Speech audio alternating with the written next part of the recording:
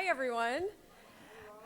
Yeah, oh, I love enthusiasm. This is great, especially because there has been so much for us to think about in the last day and a half, and we're glad that you've joined us for this last session. And this discussion is so incredibly important, and we have an incredible panel for all of us to learn from and to just chat with.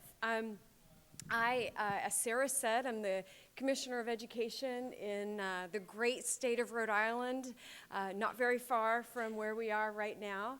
And we've been doing some work in school leadership. And when we put our current strategic plan in place about 3 years ago, we knew that we wanted to focus on great educators. We knew we believed that was the most important thing that we can do to improve student achievement. And that included our teachers, of course, but it also includes the importance of having excellent school leaders in every one of our schools. And so we've done a number of different things, from working with preparation programs to putting in evaluations so that people get continuous feedback and can grow and improve during the course of their career, altering the certification systems.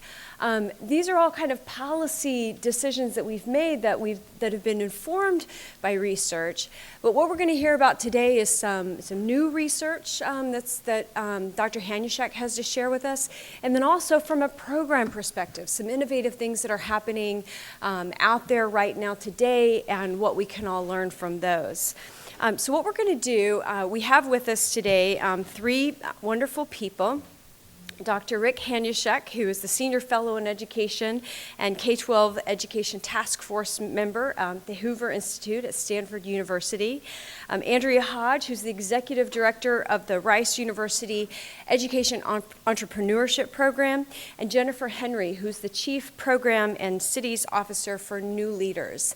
And what I'm going to do is go down the panel, introduce each one in a little bit more detail, and then have them speak to you. Then we'll have a panel discussion, and then we're going to open it up to you. So be thinking about what questions you might have for our panel.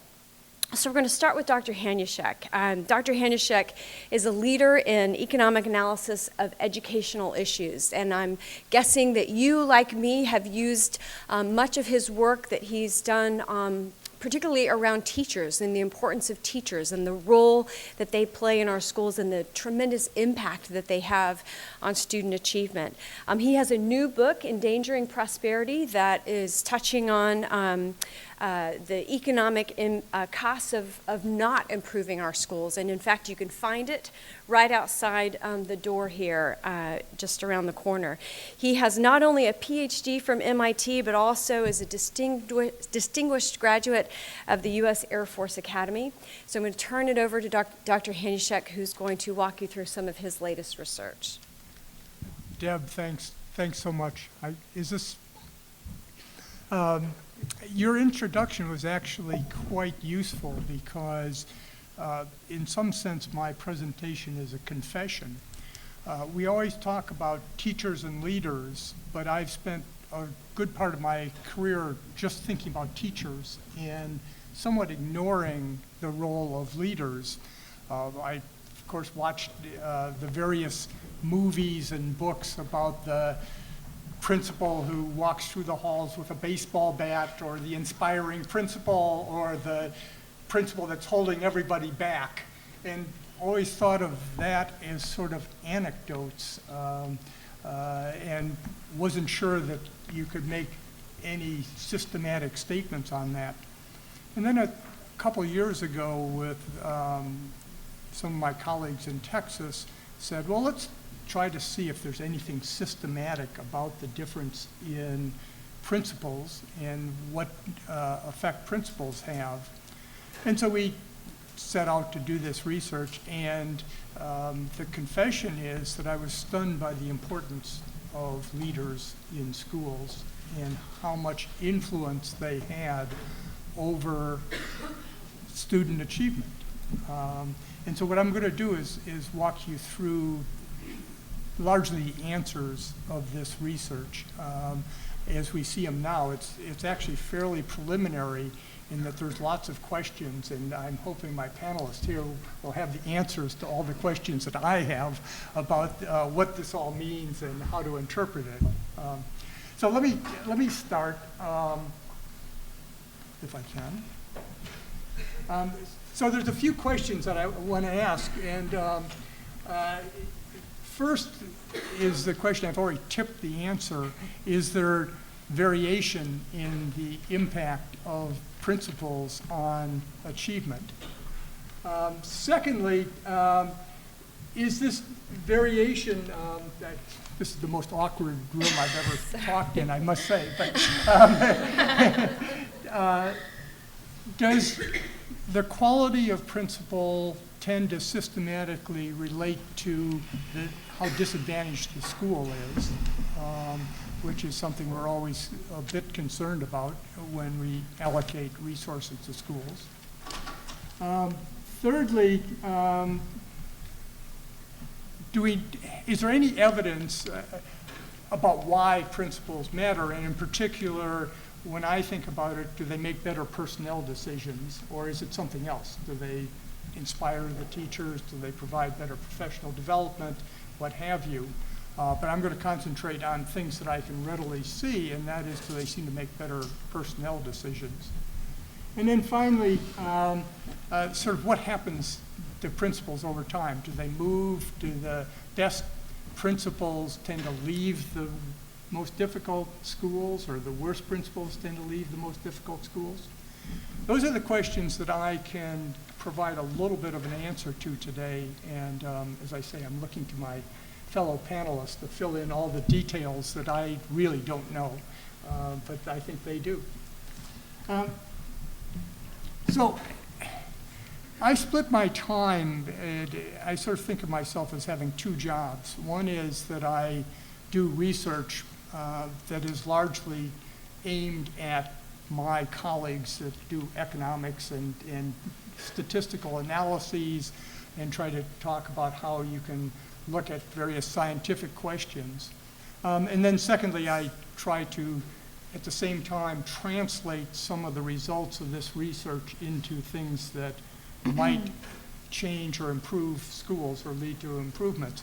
So I have one slide up here for all of the economists in this room who want to know the details, and most of it is not about that. But what we've done in Texas and what's behind all of this is looking at student performance across the state of Texas. Texas is particularly interesting because it's a large, diverse state, and it provides lots of information about both achievement of students and what the schools look like. And so for some time, I've been involved with others there in a set of research projects. I don't think they're Texas specific. I think that they are, in fact, things that generalize to the rest of the world, but you can make your own judgments later on about that. What we can do in Texas is something that we have not been able to do in lots of other states. We soon will be able to.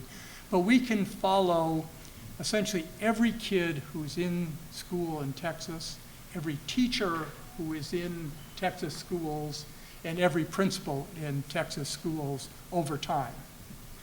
And the whole idea behind this research, which is very similar to the teacher research, is that you look at kids' achievement and you see kids clustered in schools, and they're on this path of learning over time. Sometimes we observe that that path of learning, on average for the whole school, tends to jump up a little bit.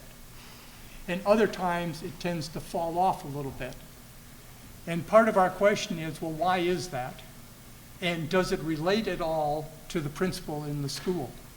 And that's all this research is about. Now, to do this, it takes lots of information, lots of data, and some complicated statistical analyses in the background, and some supercomputers that do things and so forth. The key here is that we have 7,500 principals that we observe over time, and we observe them almost 30,000, I guess, principal years in a school. And so we're going to try to use this movement of principals to sort out this question about, do they cause whole schools to jump up and down? I've told you the answer so many times already that of course they do. But it struck me as amazing how much influence principals have. So the simplest way to think about this is that we observe kids in a school over some period of time, and we can look at the average performance. By performance, I mean the growth in achievement. So we're following the standardized test in Texas.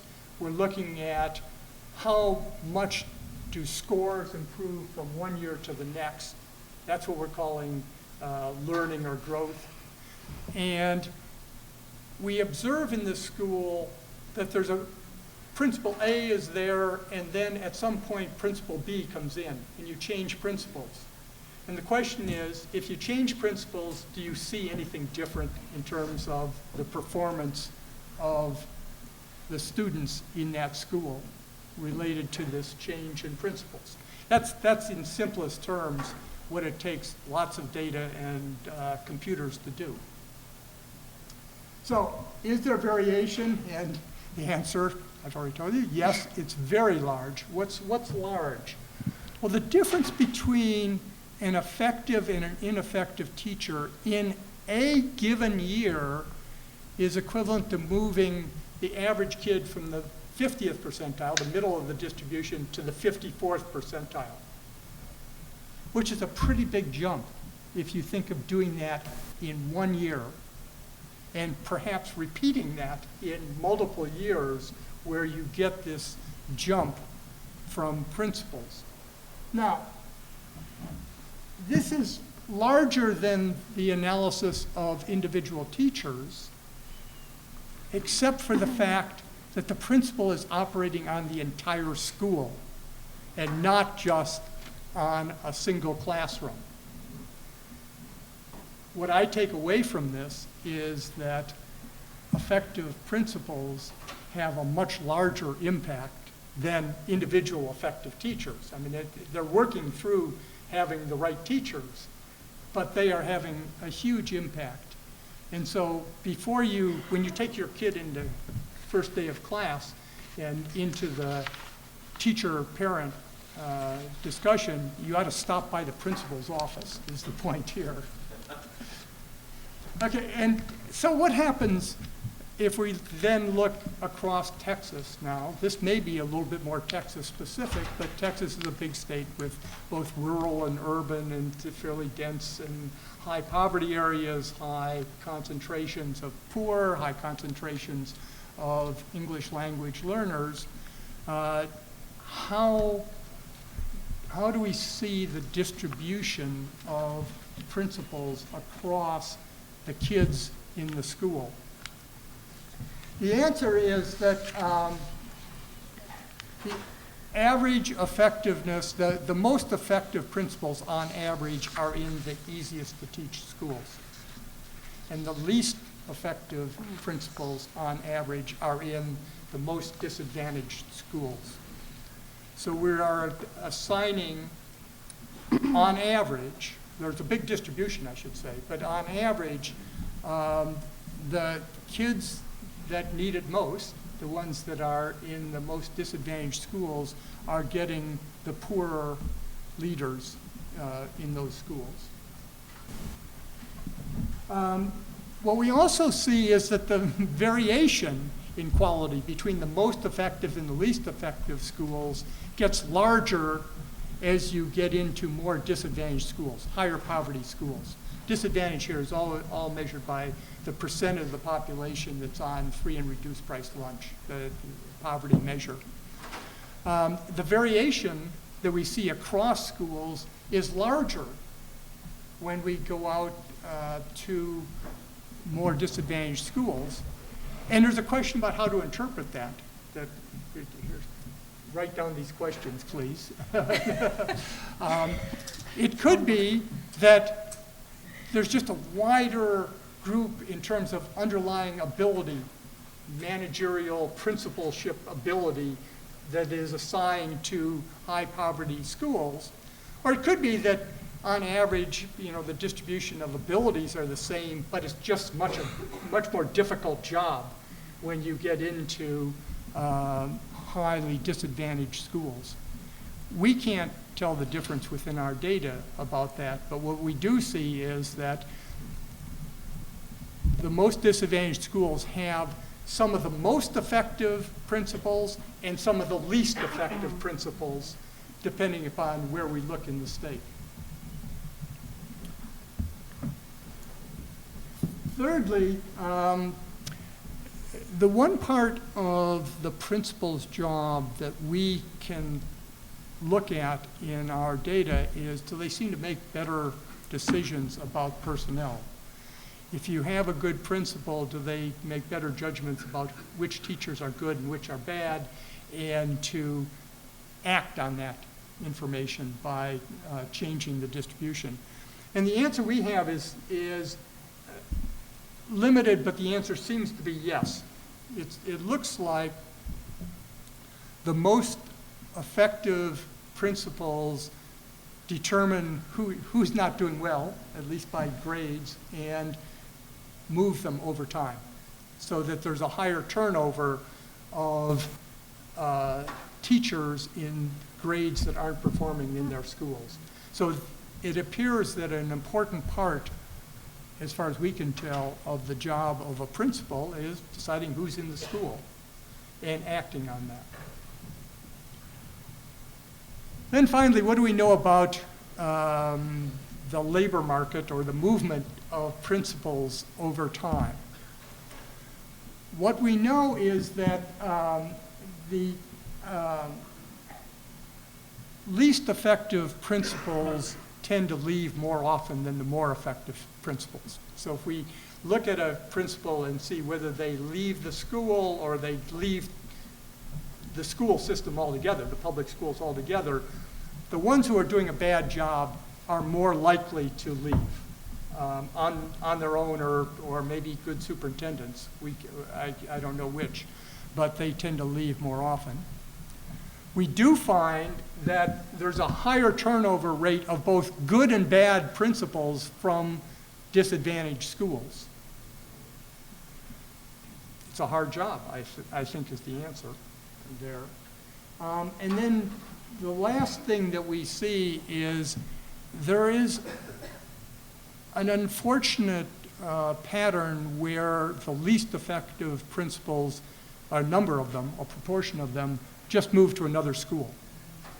So that we don't, in fact, squeeze out the least effective and keep the most effective. But there are some that maybe are following the dance of the lemons that we talk about for teachers in terms of principalships, and they're just moved around. Those are the things that I can find from the data in Texas. As I say, I think there's a reason to believe that they generalize elsewhere, because there's now some other work that is finding rather similar answers. But you can also see that there's a bunch of real questions for my panelists. Yeah. And the other thing is you can find most of this research on my website if you're interested. You just have to Google me and you'll get my website. Thank you so much, Dr. Hanushek. And we wanted to start out with the research, especially because this is new. And while so much of what Dr. Hanushek talked about, you might think, well, yeah, that certainly makes sense. Principles are important. I think the degree to which principles are important and the fact that this is verified by Dr. Hanushek's report is incredibly important for all of us to know. And when we think about what we're going to do about that, how we're going to act on that, we obviously turn to not only policy, but also program and program implementation. So we have two folks here who are doing really incredible work. One in an institution of higher education, and the other in a nonprofit organization that serves schools and school districts from across the country. So we're going to start with Andrea Hodge, and as I said earlier, Andrea is the executive director of a program at Rice University that's called the Education Entrepreneurship Program. And this is a really innovative program. It's in an institution of higher education, but it's not a typical principal preparation program. This is a program that is based in the Jones Graduate School of Business, and it is preparing, as they describe it, change agents to serve in the role of the principalship. Andrea has a bachelor's in science in management from West Point and an MBA from Stanford. So I'm going to turn it over to Andrea to tell us more about the program that she runs. Thank you. It's a pleasure being here today, and I appreciate the foundation for inviting me. I don't get to address policymakers that often, and certainly have never been on a panel with Rick Hanushek, and so I was really excited to be on the panel with all of you. So I'd first like to say, at REAP we explicitly do not have all the right answers. So what we tell our students is that we want them to be able to ask the right questions, because the context matters and where they want to work and lead really matters. So we focus a lot on centering the principals in their own leadership style, and then encourage them to go where they think that they're going to have the most impact across our program. That said, the idea for REAP came from a bunch of folks in the community who saw that leadership was a bottleneck to charter growth and to turning around school performance within the districts in the Houston area. And so what we do is we select high quality candidates who are interested in campus leadership explicitly, and develop them in a rigorous program at the Jones Graduate School of Business at Rice, and then encourage them to reform the system from the bottom up. Because the public education system, as it is designed, it's perfectly designed to get the results that we're getting right now, and and these results are just not good enough for America's future. And so the days of the principal serving as a manager or a coach, adhering to district policies and just not making mistakes are gone. We need them to understand finance and operations and human resources and change management and policy and strategy, because the policy reforms that you want to create require that kind of bottom-up leadership for implementation. And the voice of the school leader really needs to be included in these discussions of setting policy. So, let me see. Oh, I broke it. So at REAP, we believe that the school is a unit of change and can operate most effectively under entrepreneurial leadership, with a leader who has the training and capacity and autonomy to lead the school as a CEO. And so we combine both a rigorous business school education with an education entrepreneurship curriculum to develop leaders who not only can affect powerful change, but can prepare students for post-secondary success. Some people question why we would operate from a business school, and our dean would say we don't really know anything about saving hospital patients or drilling for oil either, but our graduates are getting a lot of results in many industries, including education. And so over the past 5 years, we've gone from an idea to launching programs, and now having a network of almost 200 leaders in the greater Houston area, 50 of whom have undertaken the rigorous MBA. And this is a very new capacity within education. So we all know Texas is large, and greater Houston has a big portion of that. We describe it in kind of this 8 or 9, 10 county region around the city proper. It's the nation's 4th largest economy and population. And I'd like to say it's almost as big as Massachusetts. So we have over 50 school districts and 20 different charter organizations in this area. REAP's currently working with 12 of the district partnership, or 12 districts and 2 charters. And a lot of the interaction we find comes from the interaction across district systems. So our sense of urgency comes from what we call the number. This is representing 100% of 8th graders from cohorts from 96 to 98. And if we look at how many of them achieve any post-secondary credentialing, so that might be a 2 or 4-year degree or an industry certificate within 6 years of their expected graduation rate or date, that's only 22%. That's less than 1 in 4, a little bit more than 1 in 5. And if we look at the number for our growing Hispanic and African American populations in the city, that number drops to 13%. And it's hard to imagine a prosperous future where you're getting that kind of performance. So if the pressure to conform in education is really rampant, and if compliance was the answer, we should be doing better. And so for changes in policy to succeed, they have to be understood by the people on the ground who may have different kinds of incentives and other priorities in order to be done with fidelity. So we need to shift our mindset and focus on building capacity versus compliance orientation in the CEO that's on the ground, much the same way as the CEOs from Exxon or Accenture, EMC, or Microsoft would do in their organizations. So we have 3 programs, and we've had to build a market for these programs over time. And it's been challenging, I will say. We have 2 comprehensive tracks. One is the MBA, and the next is a year-long fellowship with a non-degree track. And both have the option for state certification for principalship.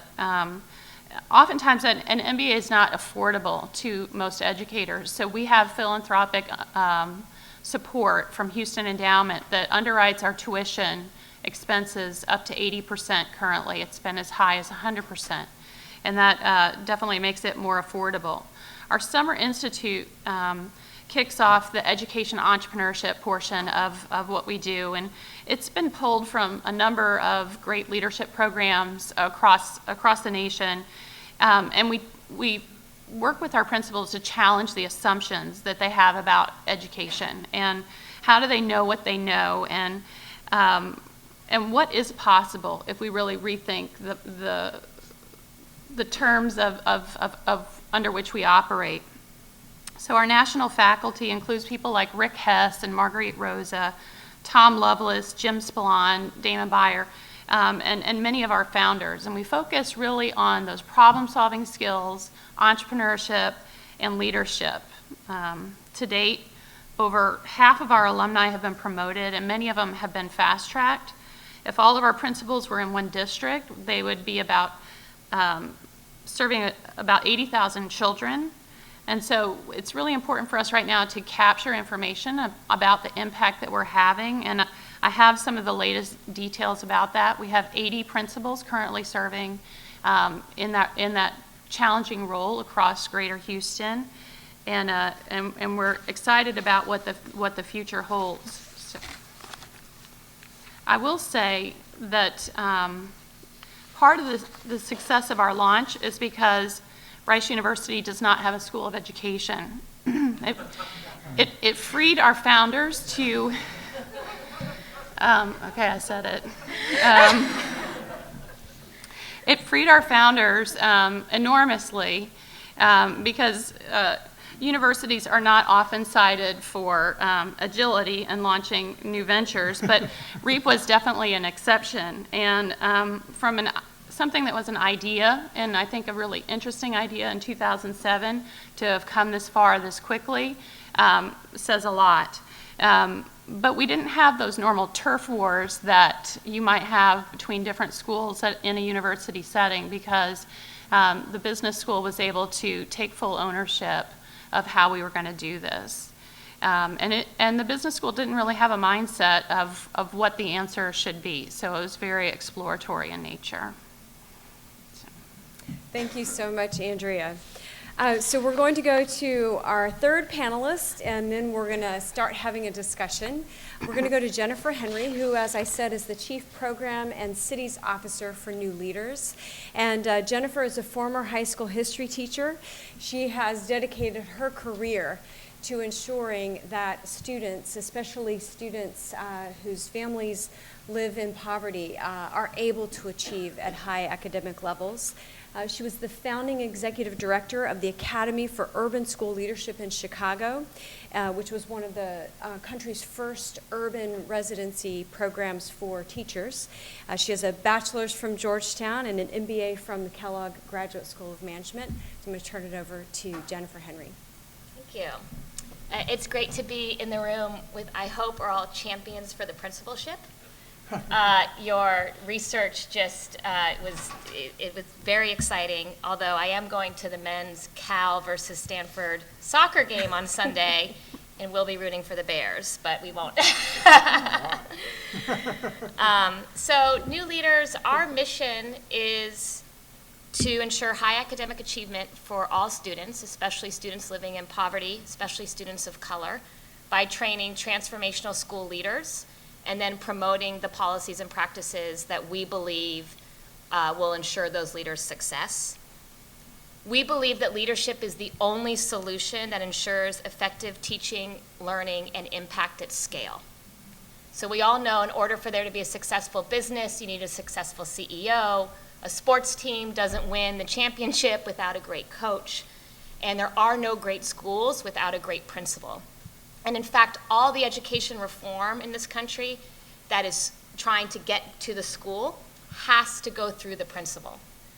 And it's very, I have concerns even around Common Core, how much time we're investing in professional development for teachers without equal investments in the professional development of the principal. Because it's the principal who sets the expectations for instruction in the school. It's the principal who builds a culture of excellence in the school. It's the principal who ensures that every child is learning. So we operate predominantly in school districts. Our new leaders, 75% of them lead district schools, 25% leads charters. And we aim for district and state conditions that support principals in these three ways. The first is we believe that school leaders need the autonomy over budget, curriculum, and who they can hire and fire. And in a world with increasing accountability for principals, we have to give them the actual autonomy to lead. Second is we want states and districts to prioritize human capital management as a key strategy for school reform. We believe that we know how to turn around high poverty schools in this country. We've done it. There are hundreds of schools that have been turned around by successful principals. We know the school practices that need to be put in place. We actually just don't have the people to do it. I believe we have lots of people with the will. What we need is the skill.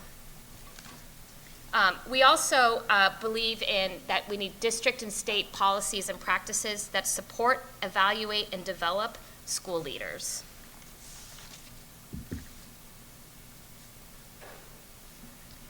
We are currently training our 13th cohort of aspiring principals. I have 93 of them arriving in Annapolis this Sunday. They come together as a national cohort 3 times a year.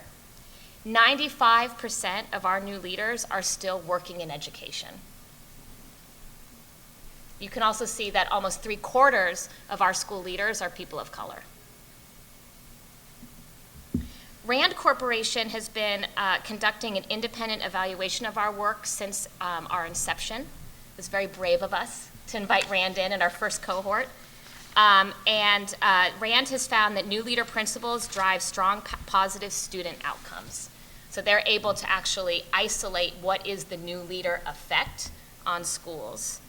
And every year in our partner cities, new leader schools are some of the highest gaining schools, and in fact, love to celebrate new leader Abdullah Zaki, who was just named DC District of Columbia Public Schools Principal of the Year 2 days ago, Kelly Middle School. So how do we train our new leaders? We are a 3-year program.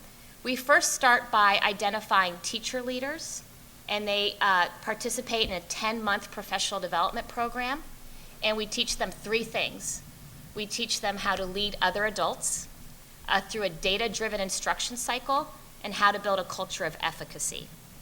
And we do that by a learning cycle where we introduce them, you can see it up there, we introduce them to some concepts, we do some guided practice with them, and then we send them back to their schools with a small camera. Well, we actually used to send them with a camera, now they use their phones. But they have a camera and a tripod, and they video themselves leading a team of teachers in the ways that we taught them. So often professional development is, let me teach you a whole bunch of stuff and then you can decide what you want to do with it. In our professional development model, it's, we're going to teach you some stuff, and then we expect you to actually go use it at your school. You video yourself doing that, and then we watch the video and give you very accurate, specific, and direct feedback. So that's a year-long program, and we select about a third of those folks to come into our Aspiring Principals program, which is the big investment, where they spend a year as a resident. So we train our principals much like you would train doctors. We believe you can't learn how to lead by reading a book. You don't learn how to lead by sitting in a chair. You learn how to lead by doing it, often by doing it very poorly, suffering the logical consequences of that, but then also having someone who can give you direct feedback and grow your skills. And so our residents spend the year in an assistant principal-like role. That's how they earn their principal license. And then they graduate as a new leader, and they go on to lead high-poverty schools in our partner cities.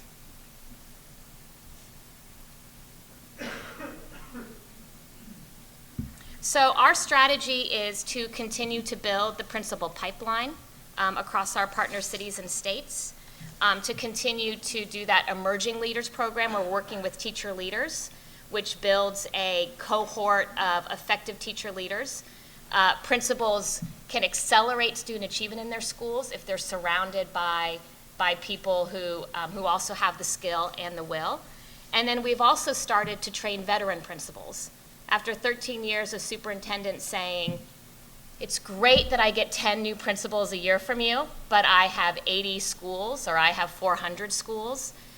We are now starting to train veteran principals. We're doing that in West Contra Costa County, which is in the Bay Area, and in Cleveland. So for policymakers, as Dr. Hanushek said, as Andrea said, principals are change agents. They're the linchpin of any school-based reform.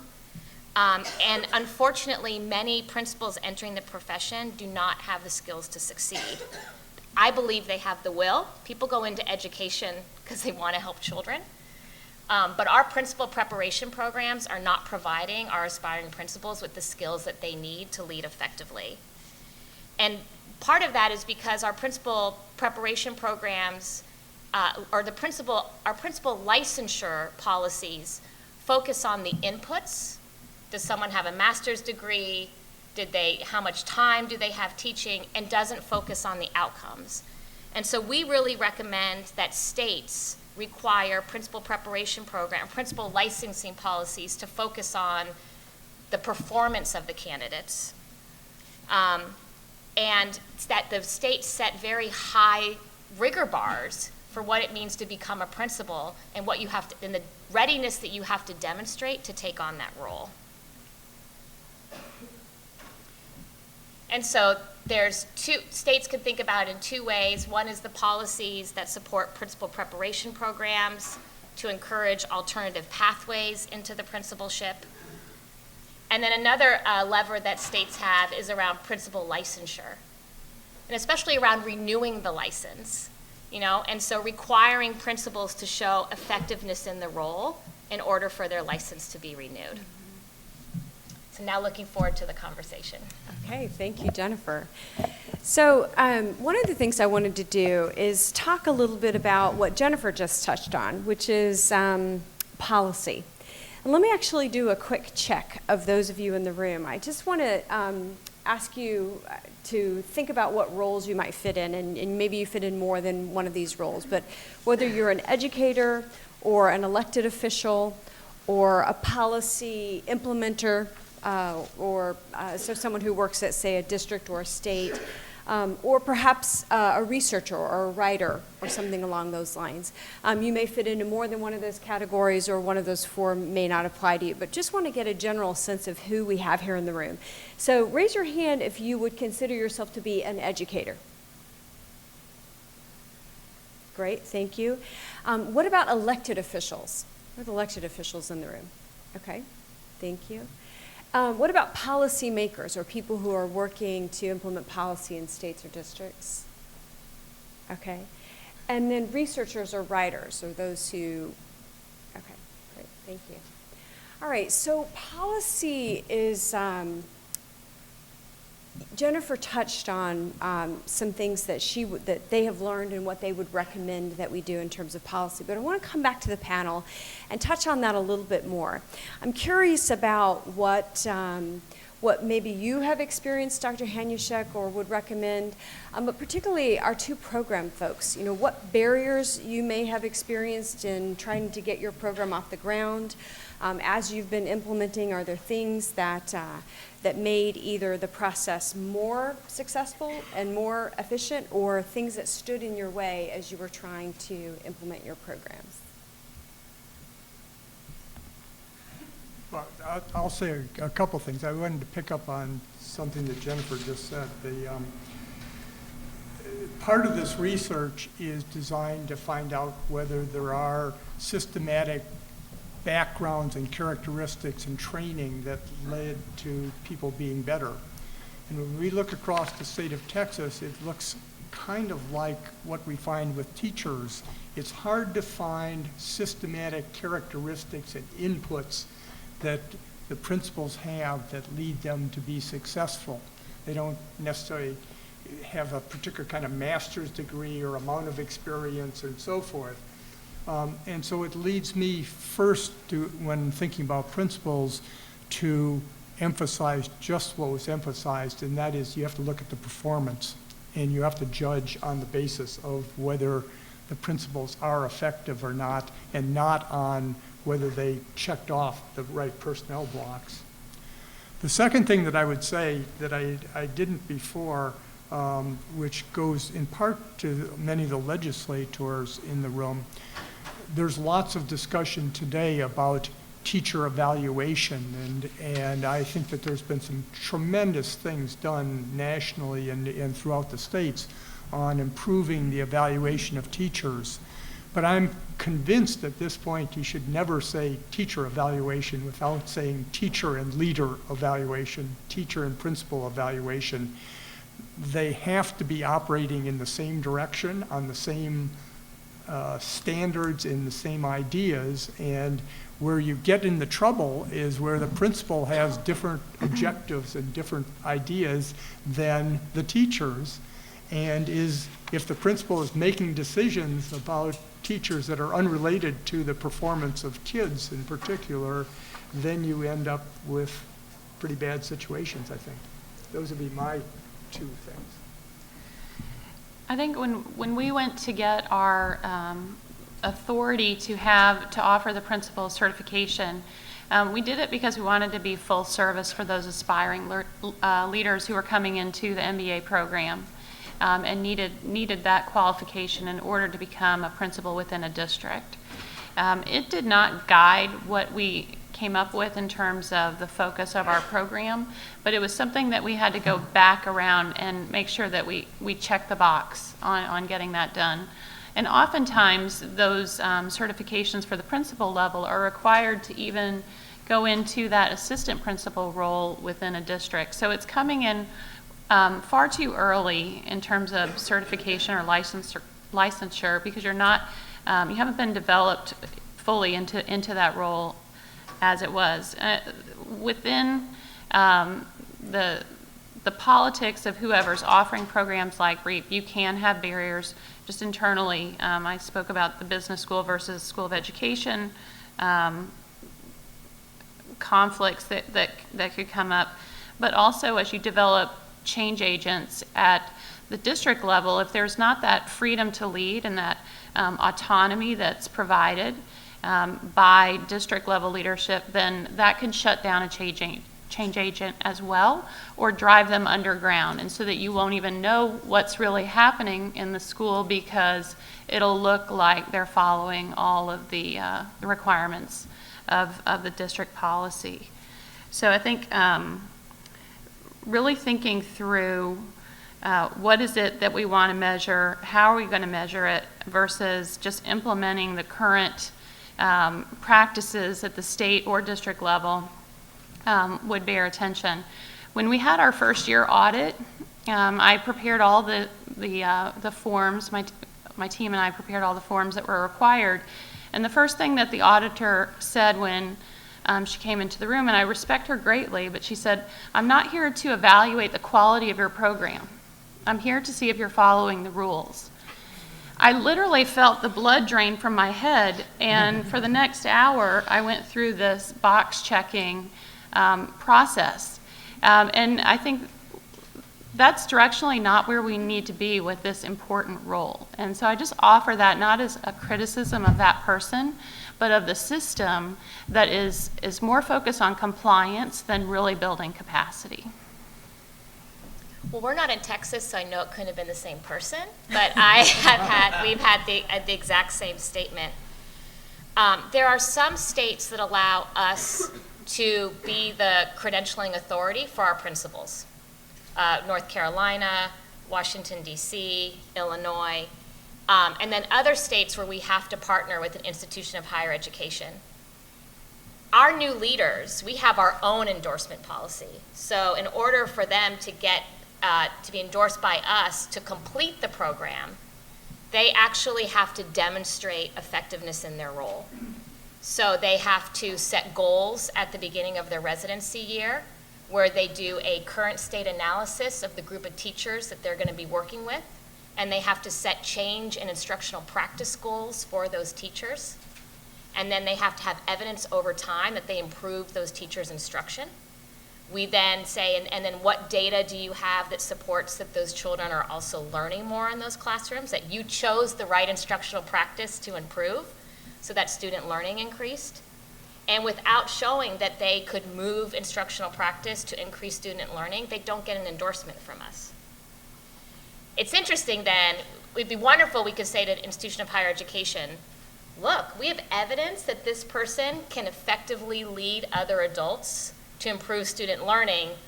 They've earned the right to be a school leader. Instead, what we have to say to institutions of higher education is they spent this many hours in math stuff, they spent this many hours in literacy, you know, the people who taught the math and literacy had these credentials. I mean, it's all, they have these years of teaching, it's all inputs. So there's a translation that we have to do that, and it's cumbersome, right? It's a compliance exercise, it's very cumbersome. Okay, so that's incredibly helpful to all of us who are making policy and implementing the kinds of policies, because we want to make sure that what we have in place in our states is allowing for high quality programming to be there and be serving our schools. So we've talked a lot, and Dr. Hanushek, your research said that it's difficult to predict, to see what inputs are going to result in quality. So it's important for us to focus on, once people are in these positions, what they're doing, what their outcomes are. But I'm curious, both through your research and through your experiences, once you've been able to see effectiveness, what are the characteristics or the actions that great principals have or do that seems to make them more successful than others? This isn't my question, because I have this view similar to teachers that there are many different ways to get the same outcome. And so it's hard to predict and identify a specific set of characteristics, because some people that are strong in one area are weak in another, and you don't want to just go through the checklist and say, well, this person is weak here, if they in fact can use their strengths. So my own view is that, much the same as with teachers, that in my lifetime we won't figure it out. Whatever it takes. Right? We won't figure that out, but what we ought to do is think about how we would manage a system where we cannot just check off who have the right characteristics or so on, but in fact have to look at performance and figure out how to manage that system. And the reason I'm asking, just to be clear, is that we have a lot of people in the audience who are responsible for systems who are hiring people to be principals. And so certainly we want to have good systems in place that make sure that folks are effective once they're in those roles. But what should we be looking for? What do we want to make sure? Are there some similarities about things of individuals that we think makes them great leaders of schools? Yeah, I think the selection of folks that enter the programs like REAP or new leaders is really important. They're major investments, and so having a sense of the qualities that you're looking for and being very clear and adapting them over time as you see that they're working or not is very important. We look for self-awareness as one of our key components and demonstrated leadership performance. And we have a very strong behavioral interview that we conduct as part of that screening process as folks are coming in. And then we purposefully focus on deepening that self-awareness of their own leadership skills throughout the program as a key component. Because if you know yourselves and you know your strengths and weaknesses, then you can build a team that can supplement any gaps that you have. And so it's not about the principal being some sort of Hercules or Shercules. It's about them building a team and letting the teachers be the instructional leaders on campus and help to own and set the student achievement that you want to see. So that's one area that we focus a great deal of time on. Well, yeah, I agree. We select for self-awareness because we can't teach that, or we don't have the time. And we also, because we're training principals to lead high poverty schools, we look for people who have the deep belief that all children can learn at high levels. Mm-hmm. And then I think to simplify it, hopefully not be simplistic, what we train people to do is how to lead other adults. I often say to people who think they want to become a principal is that all of them went into education because they love children. And when you're a teacher, you work with children. But if you're going to be a principal, you better love adults, because that's who you work with. I also like to say that the principalship is just one long series of difficult conversations. If you're trying to transform a school, it's just, and that you have to have the willingness to have those. You need self-awareness to have those very well. You have to have a spine, and then we can train you how to have difficult conversations effectively, so that the adult that you're having the conversation with leaves feeling motivated and ready to incorporate the feedback you've given and to grow his or her practice. And so the sort of three buckets that we train on are, and this is right aligned with your research, really is the most important job a principal does is how they select, develop, and retain the other adults in the building. And teachers' jobs, research supports that teachers' job satisfaction is very dependent upon the principal that she works for. And that great principals identify talent, grow it, and then retain it in their schools. And they do that in part by building a culture of excellence and building a culture where feedback is expected, where adults understand that feedback is a gift, right? And that this is how we get better at our classroom practice. And that, to go back to the how you select for principals, I'd say you also want to find people who have a track record of success. And whether that's a track record, I know some states are looking at bringing leaders in who do not have classroom experience. Frankly, I have a little mixed feelings about that. The CEO of Procter & Gamble always comes out of the marketing department, right? Because Procter & Gamble is a marketing company. And I think that there has to be an instructional leader in the building. I don't think the principal has to be the best, has to know everything about instruction or even be the best classroom teacher. But the principal has to set the bar for what great classroom instruction looks like. And these are the practices and processes we have in our building to grow instructional practice. Thank you. So I have one last question, and then we're going to come to you. So be thinking about what you'd like to follow up on or what questions you have that haven't been discussed yet or that you'd like to hear more about. The last thing that I wanted to have us talk about is a little more about the conditions in which our principals are leading. So I think, Jennifer, you touched on autonomy and the importance of allowing principals to make the decisions that they need to make as leaders of their building. And so I'm wondering if we could get into that a little bit more. Maybe you want to say more about it, or perhaps Dr. Hanushek or Andrea could say something about that, because I'm a big believer that autonomy is incredibly important, especially when we have accountability. Because if we're asking people to be accountable, but yet they're not the ones making the decisions, that is a very unbalanced, because who's ultimately accountable? If I'm making the decisions for you, then I'm really accountable, whether it's a teacher or a principal or a school system leader. So a little bit more about those conditions and what conditions can allow our principals to be more effective. The condition that we have to solve for is the ability for principals to build their own team, right? For who's gonna be teaching in their school building. And Dr. Hanushek, your research where it said why is there the variation in high poverty schools, greater variation in high poverty schools? And I believe it's related to the high variation in teaching quality in high poverty schools, and often it's the least experienced teachers who are in high poverty schools. You have more teacher turnover in those schools.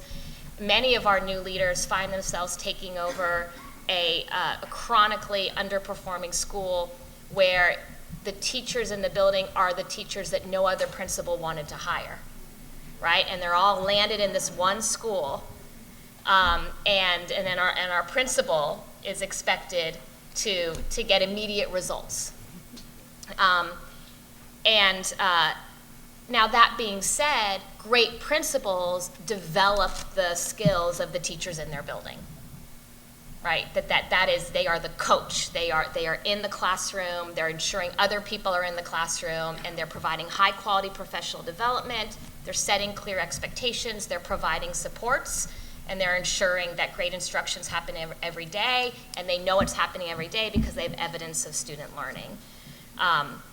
So the budget autonomy is important. Time autonomy is important, but until our principals have autonomy over who they go on the court with, who then that's going to be that's one of the most significant barriers.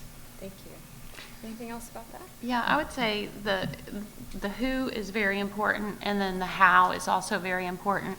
Having leaders from many different districts and charters in the same room is really enlightening. And one exercise that we do, we ask everyone to bring your school budget with you to class, including the list of your teachers, salaries, different things like that. Many of them come in with a $30,000 budget. For a school of 1,200 students, 60 teachers, 9 administrators, and tell me that this is all that they have control over. And just a back of the envelope, when you say, well, how much does a teacher make? How much does an administrator make? What's the burden? You're running a business of over $4 million of annual spend each year, and that's not even including all of the capital and the utilities and everything else like that. And so they said, no, I get an allocation based on the number of kids from my central office. And then you contrast that with the principal that comes in with their full budget, knowing the full salary schedules, of actual salaries that people are making in the building, and can have those conversations about what trade-offs exist. So whether it's a matter of understanding that I cannot find a great biology teacher and I want to use some sort of online program, I now have the flexibility to think, how am I going to structure that? Or can I change the bell schedule to allow for a different approach? There are often more degrees of freedom that exist if you explore for options. And Rick Hess wrote a book about cage-busting leadership. I'm really trying to get at that think of the problem that you're trying to solve and then be specific about how you want to solve it, and look at whatever the policy limitations, what are they even really there? Or are you following practice that's just been the norm, but it's not, it's district policy, which could be changed relatively easy. Is it state policy? Is it state law? Is it federal law? Be specific and understand the conditions under which you're truly constrained versus what you think you have to do. One example is one of the people that I know was opening a high school and was told he had to buy a flower cooler. $9,000 spent on a flower cooler for the few kids that got pushed into floral design, and it's a great career, I'm sure. But he wanted to use the money in different ways and was told by his district office, well, if you have to do it. Every other high school has it. And he said, I don't want it, and eventually had to go ahead and buy the flower cooler because that's what every other school did. And said that I wish I had known about pushing back before I had done that. That's just one specific example of monies that could have been spent in a different way. And so I think in addition to the people understanding where the money goes and how much money is the school principal actually working with. We work with both seated principals and aspiring principals in REAP, and I think it's really important to note that many of our school principals don't have these skill sets, and having the opportunity to network together and learn from each other is really, really important as we go forward.